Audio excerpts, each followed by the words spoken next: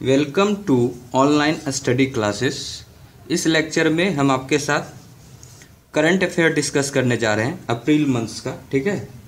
और ये क्वेश्चन जो है काफ़ी इम्पॉर्टेंट है आपके अपकमिंग एग्जामिनेशन के लिए। जो भी लोग SSC MTS का एग्जामिनेशन देने जा रहे हैं या SBI PO का देने जा रहे हैं, उन सब लोगों के लिए काफ़ी इम्पॉर्टेंट करंट अफेयर का क्वेश्चन है, ठीक है। हमने ये लेक्चर जो है हिंदी में लाया है और कोशिश किया कि काफ़ी इम्पोर्टेंट सब क्वेश्चन को इसमें कवर किया जाए इस मंथ का। और भी इससे अप्रैल मंथ से रिलेटेड और भी वीडियोज़ लाएंगे करंट अफेयर का, ठीक है। तो आपको हम बता दें कि ये जो लेक्चर्स है ये 200 लेक्चर्स है ऑनलाइन स्टडी चैनल्स पर। अभी तक हमने 199 वीडियो डाल चुके हैं चैनल्स पर और ये 200वां वीडियो है, ठीक है। तो हो सके तो आप लोगों के पास अगर समय हो तो इस वीडियो को ज़रूर शेयर कीजिएगा, ठीक है। तो स्टार्ट करते हैं फ्रेंड्स आज के लेक्चर को। किस देश की राष्ट्रपति 18 अप्रैल से 5 दिवसीय भारत दौरे पर है? किस देश की राष्ट्रपति जो है 18 अप्रैल को आई है, मतलब भारत में, और 5 दिवसीय जो है 5 दिनों के भारतीय दौरे पर है? तो ऑप्शन है जापान, नेपाल, बांग्लादेश और श्रीलंका। तो देखिए इसमें जो है सही आंसर है नेपाल। नेपाल का जो राष्ट्रपति है विद्या देवी भंडारी। नेपाल का राष्ट्रपति कौन है अभी? विद्या देवी भंडारी। ये जो है 5 दिवसीय जो है भारत दौरे पर है, ठीक है। ये भारत के प्रधानमंत्री से भी मिली, राष्ट्रपति से भी मिली और एक वरिष्ठ अधिकारियों के एक टीम के साथ ये आई हुई है, ठीक है। ताकि उससे रिलेटेड जो भी उसके नेपाल से रिलेटेड जो भी समस्याएं हैं उन समस्याओं पर डिटेल से डिस्कशन हो जाए, ठीक है। तो ये अभी भी भारत में ही है, ठीक है। अभी 18 अप्रैल से 5 दिन तक ये भारत में ही रहेगी, ठीक है। चलिए सेकंड क्वेश्चन है कि हाल ही में वी आर सिख, मतलब हम जो है सिख हैं, ये जो है अभियान चलाया गया है। तो ये अभियान का शुरुआत कहाँ किया गया था? कहाँ शुरुआत किया गया? वी आर सिख, ये अभियान का शुरुआत कहाँ पर किया गया? तो ऑप्शन देखिए, भारत है, अमेरिका है, कनाडा है और जापान। तो वी आर सिख ये जो अभियान है ये अमेरिका में चालू किया गया है। देखिए अमेरिका में क्या हो रहा है कि जो अल्पसंख्यक सिख हैं उससे नस्लीय नफरत, हिंसा, इस तरह की चीज़ें हो रही है। तो मतलब कह सकते हैं कि इस तरह की चीज़ें कुछ लोग कर रहे हैं, सारे लोग नहीं, मतलब बहुत ही कम लोग हैं ऐसे लोग, कुछ लोग कर रहे हैं सिखों के ऊपर।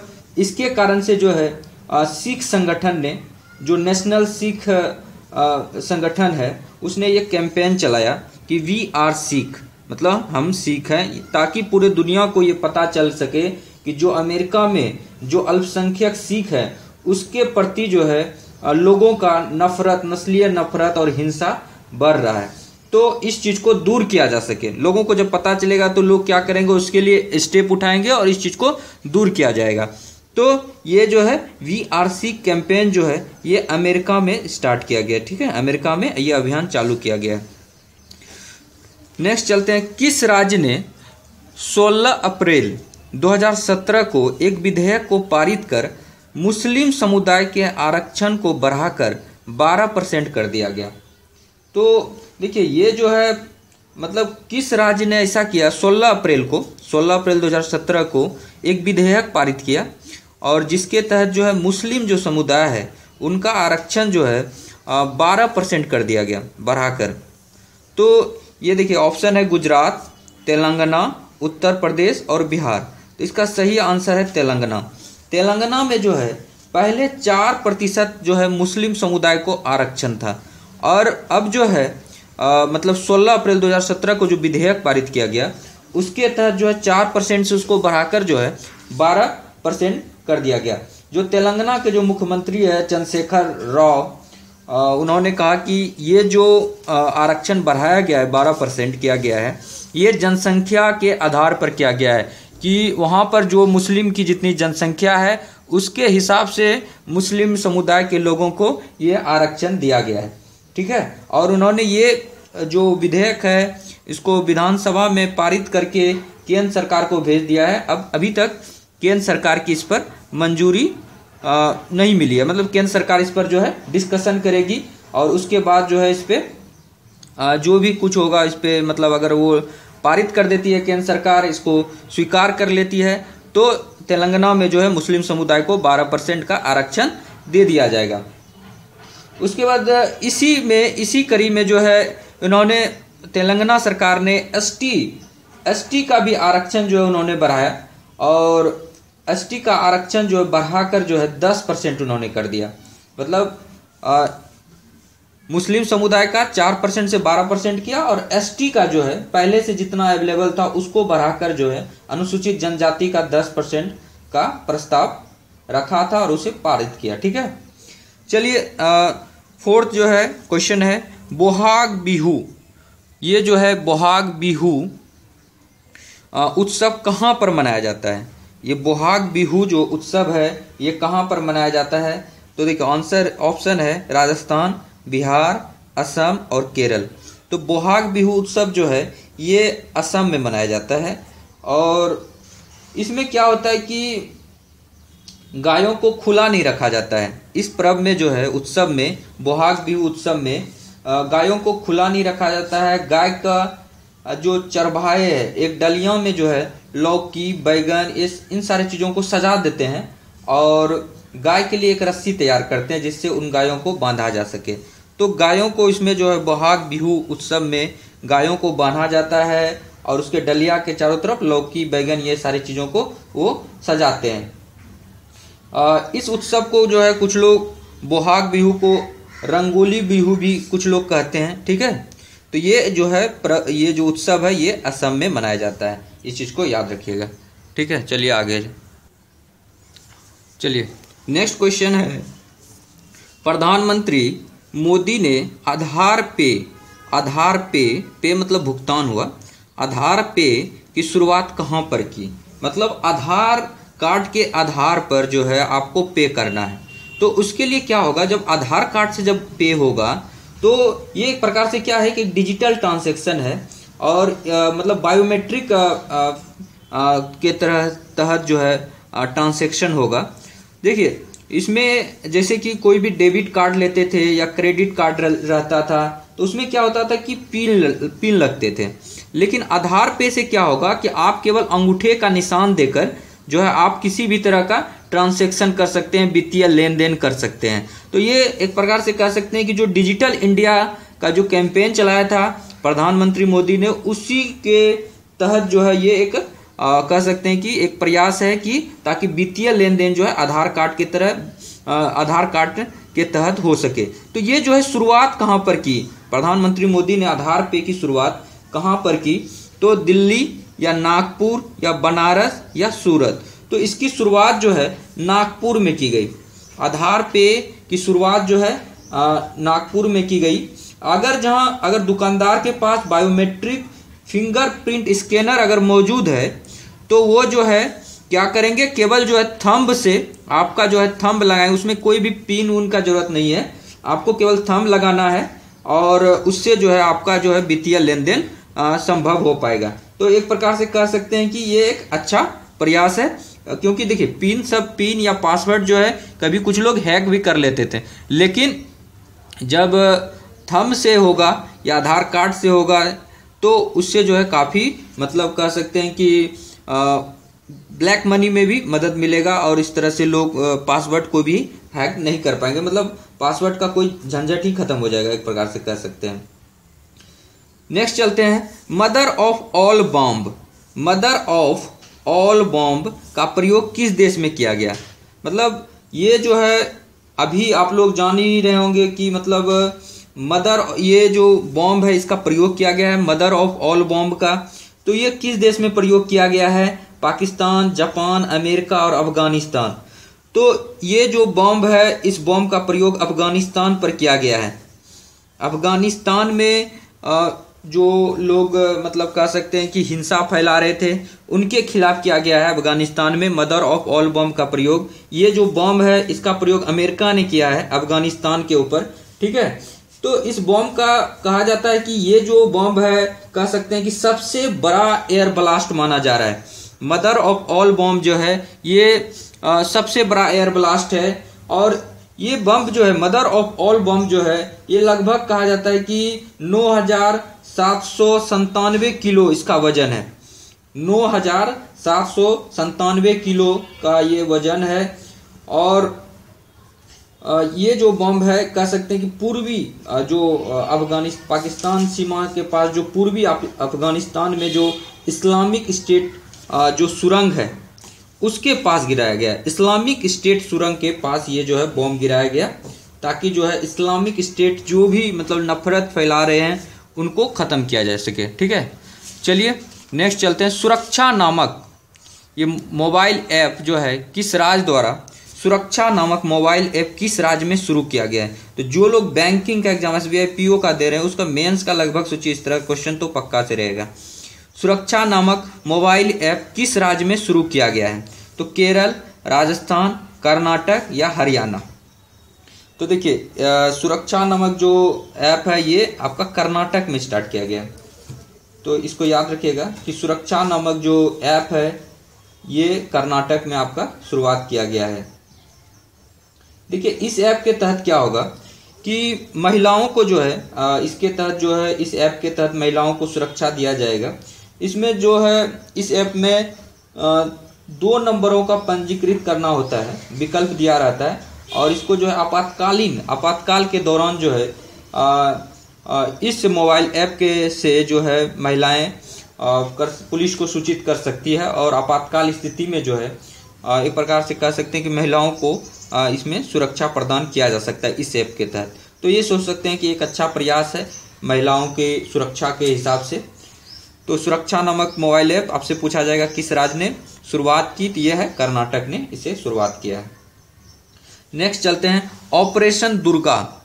ऑपरेशन दुर्गा जो है किस राज्य सरकार ने चलाया है? तो किस राज्य सरकार ने ऑपरेशन दुर्गा, पहले ये जानते हैं कि ऑपरेशन दुर्गा क्या है। देखिए ऑपरेशन दुर्गा है कि जो लोग महिलाओं के साथ मतलब छेड़छाड़ करते हैं उन सारे लोगों को पकड़ने के लिए मंचलों के खिलाफ जो है कार्रवाई करने के लिए ये ऑपरेशन दुर्गा चलाया गया है।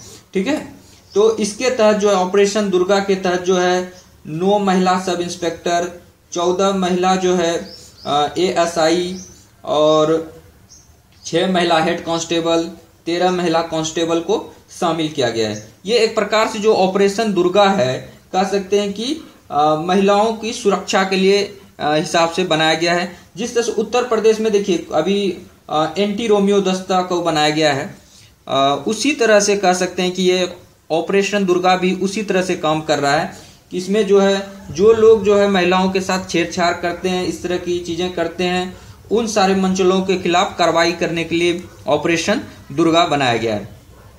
तो ये जो है राजस्थान, हरियाणा, उत्तर प्रदेश या गुजरात, तो ये जो हरियाणा राज्य में बनाया गया है ऑपरेशन दुर्गा, जो है ये राज्य सरकार द्वारा चलाया गया ऑपरेशन दुर्गा।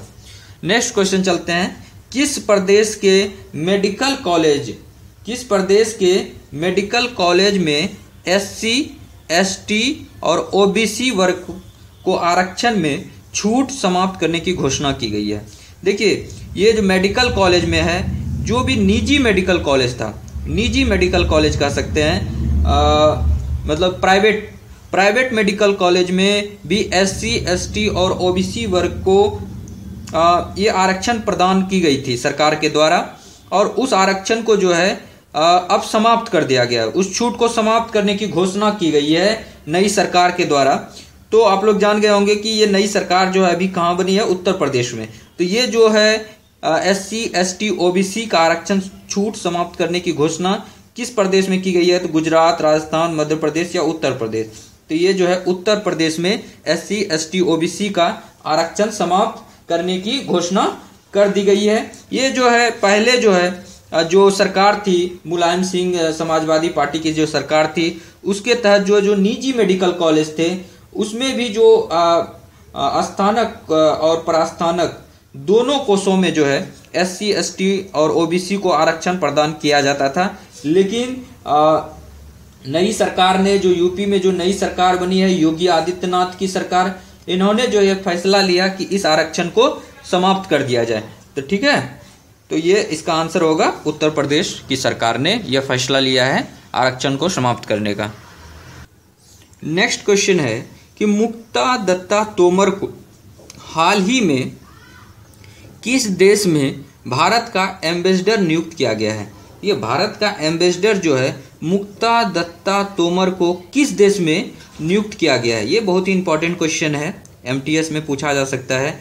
अमेरिका में या नेपाल में या जर्मनी में या जापान में। तो मुक्ता दत्ता तोमर को जर्मनी में भारत की तरफ से एम्बेसडर नियुक्त किया गया है। ठीक है, तो ये जो मुक्ता दत्ता तोमर है ये 1984 मुक्ता दत्ता तोमर जो 1984 बैच के जो है IFS ऑफिसर हैं, और इसके पहले जो है फॉरेन मिनिस्ट्री में ये बतौर जो है एडिशनल सेक्रेटरी के रूप में कह सकते हैं। फिलहाल जो है फॉरेन मिनिस्ट्री में बतौर एडिशनल सेक्रेटरी के रूप में काम कर चुके हैं।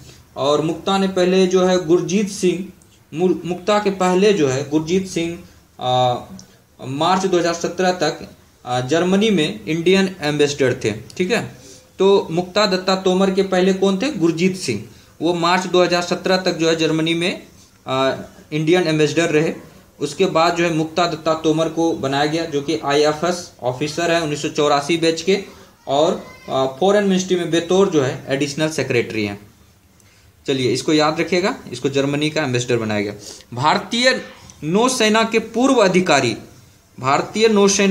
पूर्व अधिकारी जो है कुलभूषण जाधव, इसका जो है अभी आप लोग न्यूज में भी सुन रहे होंगे, बहुत ज़्यादा न्यूज में भी चल रहा है कि भारतीय नौसेना के जो पूर्व अधिकारी है, नौसेना का जो है ये अधिकारी है कुलभूषण जाधव को किस देश की सैन्य अदालत ने फांसी की सज़ा सुनाई है। किस देश की सैन्य अदालत ने फांसी का सज़ा सुनाया है भारत के नौसेना के पूर्व अधिकारी कुलभूषण जाधव को? तो ऑप्शन है अमेरिका, चीन, पाकिस्तान और बांग्लादेश। तो इसका आंसर होगा पाकिस्तान। पाकिस्तान की जो सैन्य अदालत है उसने कुलभूषण जाधव को फांसी की सजा सुनाई है।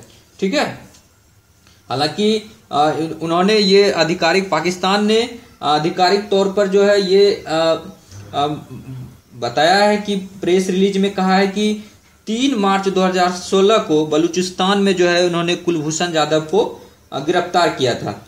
और उन्होंने ये आरोप लगाया है कुलभूषण जाधव पर कि ये जो है जासूसी कर रहे थे, मतलब पाकिस्तान के खिलाफ जो है ये जासूसी करते हुए गिरफ्तार किए गए हैं। हालांकि भारत ने इसे पूरी तरह से खारिज किया है। भारत ने कहा कि नहीं, ये अधिकारी थे, नौसेना के पूर्व अधिकारी थे कुलभूषण जाधव, लेकिन मैंने कभी भी जो है कुलभूषण जाधव को जासूसी के लिए नहीं रखा है। मतलब कुलभूषण जाधव को भारत ने कभी जासूसी के लिए नहीं रखा है, इसलिए इसे जो है उस आरोप में फांसी की सजा देना मतलब बिल्कुल ही गलत है। ठीक है, तो ये उन्होंने भारत ने इसका अस्वीकार किया, मतलब इस पे जो आरोप लगाया तो भारत जो है इसके समर्थन में है। कुलभूषण जाधव जो पूर्व नौसेना के अधिकारी हैं उसके समर्थन में है। और ऐसा कहा जा रहा है कि 12 अप्रैल 2017 को जो है 1 दर्जन जो है पाकिस्तानी बंदियों को भारत छोड़ने वाला था, उसको रिलीज करने वाला था, लेकिन भारत ने जो है इसे कुलभूषण जाधव के जिस तरह से मैटर आए हैं उसके ध्यान में रखते हुए उन्होंने जो है भारत ने ये प्रस्ताव को जो है मतलब स्थगित कर दिया। उन्होंने कहा कि जिस तरह की परिस्थितियां, भारत ने कहा जिस तरह की अभी परिस्थितियां बनी हैं, जिस तरह के हालात बने हैं, ऐसे केसेस में 1 दर्जन बंदियों को, पाकिस्तानी बंदियों को छोड़ना भारत के लिए सही नहीं है। तो उन्होंने जो है भारत ने इसे पोस्टपोन कर दिया, उन्होंने मना कर दिया, उन्होंने पाकिस्तानी बंदियों को 12 अप्रैल 2017 को नहीं छोड़ा। तो ये जो है अभी काफ़ी मतलब कह सकते हैं हाईलाइटेड मैटर है, तो इस चीज़ को याद रखिएगा। ये क्वेश्चन पूछा जा सकता है कि भारतीय नौसेना के पूर्व अधिकारी कुलभूषण जाधव को किस देश की सैन्य अदालत ने फांसी की सजा सुनाई है? तो ये है पाकिस्तान, इसका आंसर होगा पाकिस्तान। चलिए नेक्स्ट चलते हैं। चुनाव आयोग ने तमिलनाडु की किस सीट पर, चुनाव आयोग ने तमिलनाडु की किस विधानसभा सीट पर होने वाले उपचुनाव को निरस्त करने की घोषणा की? मतलब चुनाव आयोग ने जो है ना मतलब निरस्त कर दिया, मतलब उस उपचुनाव को जो है मतलब कह सकते हैं कि कैंसिल कर दिया। तो तमिलनाडु के किस विधानसभा सीट का? तो ये जो है आपको पोनेरी, पेरम्बूर, आर.के. नगर, टी नगर। तो ये आर.के. नगर पे जो उपचुनाव होने वाले थे उसको जो है विधानसभा सीट के लिए जो उपचुनाव होने वाले थे उसे जो है चुनाव आयोग ने कैंसिल कर दिया गया। देखिए ये आर.के. नगर जो है कह सकते हैं कि काफी मतलब हाई फाई सीट है, क्योंकि यहाँ से जो है आर.के. नगर विधानसभा सीट से ही जो तमिलनाडु की जो पूर्व मुख्यमंत्री जयललिता थी यहीं से जीतती थी, जिसका कि 5 दिसंबर 2017 को निधन हो गया। 5 दिसंबर 2016 को 5 दिसंबर 2016 को जो है निधन हो गया और ये सीट जो है रिक्त हो गया, खाली स्थान हो गया, खाली हो गया। तो इसके लिए जो है उस सीट के लिए जो है ये आर.के. नगर में उपचुनाव होने वाला था विधानसभा सीट के लिए।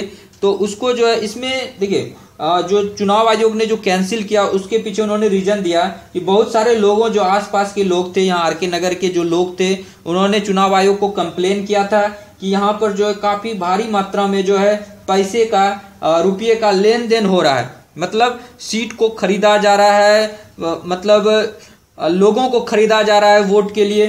तो इसलिए जो है चुनाव आयोग ने इनकम टैक्स डिपार्टमेंट को एक्टिवेट किया। उन्होंने कहा कि मतलब उन क्षेत्रों पर पता लगाएं। तो जब इनकम टैक्स डिपार्टमेंट ने इस पर छापा मारा तो लगभग जो है 89 करोड़ रुपया को बांटने का जो है प्रबंध किया गया था, वो पकड़ाया। और जब ये पैसे पकड़ाए तो उसके बाद जो है चुनाव आयोग ने आर.के. नगर का जो सीट था, उपचुनाव का जो सीट था विधानसभा का, उसको जो है कैंसिल कर दिया गया उसके चुनाव को। ठीक है, नेक्स्ट चलते हैं। निम्न में से किसने ई कॉमर्स कंपनी फ्लिपकार्ट में निवेश की घोषणा की? मोस्ट इंपॉर्टेंट क्वेश्चन जो कि एसबीआई पीओ का मेंस का एग्जाम देने जा रहे हैं, लिखने जा रहे हैं। और ये क्वेश्चन तो लगभग रखिए कि रहेगा ही, इसी तरह का क्वेश्चन रहता है कि निम्न में से किसने ई कॉमर्स कंपनी, किस ई कॉमर्स कंपनी फ्लिपकार्ट में निवेश की घोषणा की है। यानी फ्लिपकार्ट में पैसा इन्वेस्ट करना चाह रहे हैं, रुपया इन्वेस्ट करना चाह रहे हैं। कौन सी कंपनी है ई कॉमर्स कंपनी? ईबे या माइक्रोसॉफ्ट या टेंसेंट या उपयुक्त सभी?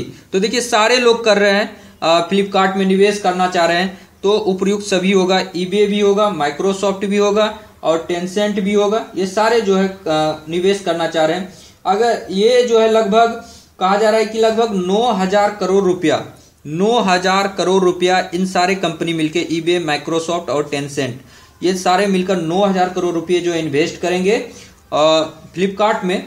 और इसके बाद जो है जो फ्लिपकार्ट की वैल्यू हो जाएगी वो 74,800 करोड़ का जो है फ्लिपकार्ट का प्रॉपर्टीज हो जाएगा। ठीक है, इसके पहले जो है टाइगर ग्लोबल मैनेजमेंट, नेप्सर group, Accel partner, DST Global ने भी निवेश किया है जो फ्लिपकार्ट में। इन सारे कंपनियों ने भी, कहा जाता है कि ये ऐसा सोशल नेटवर्किंग मतलब कंपनी का जो ई कॉमर्स और सोशल नेटवर्क साइट का बहुत अच्छा ही जोड़ने का अच्छा अनुभव है फ्लिपकार्ट के पास। तो इन सारे कंपनी भी अब इन्वेस्ट करेगी 9,000 करोड़ रुपए का। ठीक है, फ्लिपकार्ट में। फिर नेक्स्ट क्वेश्चन चलते हैं, बिटकॉइन। बिटकॉइन बहुत ज्यादा न्यूज में चल रहा है कि बिटकॉइन क्या है, इस चीज को जानते हैं हम लोग। बिटकॉइन क्या है? मुद्रा है या स्थान का नाम है या वीडियो गेम है या उपयुक्त कोई नहीं है? तो देखिए बिटकॉइन जो है एक मुद्रा है, करेंसी है, करेंसी का नाम है। इधर काफी जो हाल ही में ये काफी ज्यादा फेमस इसलिए हुआ, इधर जो है रिसेंट में बता रहा हूं कि जो जापान है, जापान ने एक ऐसा कानून बनाया जिसके तहत जो है मतलब बिटकॉइन को देश के अंदर कानूनी भुगतान के रूप में मतलब उन्होंने क्लासिफाइड किया कि इसे कानूनी रूप से मान्यता दे दिया जापान ने कि बिटकॉइन का आप लोग जो है एक प्रकार से आप लोग यूज कर सकते हैं देश के अंदर कानूनी ट्रांजैक्शन के लिए, वित्तीय लेन देन के लिए। तो ये जो है बिटकॉइन क्या है? तो ये एक मुद्रा है। ठीक है, तो आज के लेक्चर में इतना ही रखते हैं फ्रेंड्स, और नेक्स्ट लेक्चर में हम कोशिश करेंगे आपके लिए कि करंट अफेयर का और भी जितने भी पार्ट्स हैं ये जो है आपके लिए अप्रैल के लिए लाएं, ताकि आप लोग जो एग्जामिनेशन देने जा रहे हैं उसमें जो है काफ़ी आपको हेल्पफुल हो सके। जितना हो सके इस वीडियो को शेयर कीजिएगा। ये जो है 200 वीडियो है, 200वां वीडियो है चैनल का, ऑनलाइन स्टडी का, और आप लोगों ने अच्छा सपोर्ट किया। टोटल जो है अभी तक मोर देन 32K सब्सक्राइबर है, 32,000 से ज़्यादा सब्सक्राइबर हैं। ठीक है, चैनल्स पर अवेलेबल है। तो आप लोग जो इसी तरह से वीडियो को देखते रहिए और जितना हो सके आप लोगों को कोई दिक्कत होती है तो आप लोग कमेंट भी कीजिए। आप लोगों का कमेंट हम पढ़ते हैं और कोशिश करते हैं कि ज़्यादा से ज़्यादा रिलीवेंट रिप्लाई कर सकें। आप लोग जब कमेंट करते हैं उसके अनुसार से डिसाइड भी होता है कि कौन सा लेक्चर लाया जाए, कौन सा लेक्चर का ज़्यादा डिमांड है। जिस लेक्चर का डिमांड ज़्यादा बच्चे करते हैं डेफिनेटली उस लेक्चर को हम ज़रूर लाते हैं। तो आप लोग जो है कमेंट करते रहिए और शेयर मतलब कीजिए। शेयर करने से क्या होगा कि जो लोग कोचिंग का एफोर्ड नहीं कर पा रहे हैं तो वो लोग भी फ़ायदा उठा पाएंगे। ठीक है, तो देखिए बहुत सारे लेक्चर्स हमने ऐसे बनाए, जैसे नाउन, जैसे प्रोनाउन बनाया, एडजेक्टिव बनाया, वर्ब का बनाया, सब्जेक्ट वर्ब एग्रीमेंट बनाया, नाउन एंड केसेस बनाया, नाउन एंड नंबर बनाया, इंग्लिश का बहुत सारे लेक्चर बनाए, बहुत अच्छे से बनाया। उसमें बहुत सारे लेक्चर में कॉमन एरर का प्रॉब्लम भी डिस्कस किया बहुत डिटेल से, लेकिन फिर भी उस पर बहुत कम ही व्यू हो पाते हैं। क्यों? इसलिए इसके पीछे एक ही रीज़न है, आप कितना भी अच्छा कंटेंट लाओ, अगर जहाँ वो कंटेंट बच्चों तक नहीं पहुँच पाया, स्टूडेंट तक नहीं पहुँच पाया, जो लोग प्रिपेयर कर रहे हैं एग्जामिनेशन का, तो वो व्यर्थ हो जाता है, मतलब उतना ज़्यादा इफेक्टिव नहीं होता है। तो सारा मेहनत मतलब कह सकते हैं कि जितना रंग लाना चाहिए उतना नहीं ला पाता है। तो इसलिए जो आप लोग समय मिले तो आपके पास जब भी समय हो, जरूरी नहीं कि अभी देख रहे हैं तो अभी ही शेयर करेंगे, जब भी समय मिले तो आप जो है 4-5 मिनट जरूर जो है मतलब चैनल के प्रति डेडिकेट कीजिए, थोड़ा बहुत समय दीजिए और शेयर किया कीजिए वीडियो को। ठीक है, thank you so much friend for watching this video. Thank you so much.